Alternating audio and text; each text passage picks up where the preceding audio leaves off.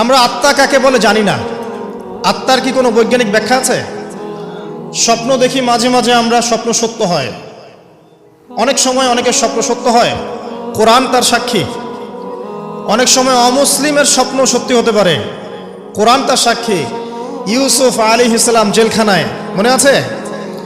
দুজন ব্যক্তি স্বপ্ন দেখলেন, একজন শরাব পান করাচ্ছেন মনিবকে, আর একজনের মাথার মধ্যে রুটি, এখান থেকে পাখি রুটি খেয়ে চলে যাচ্ছে।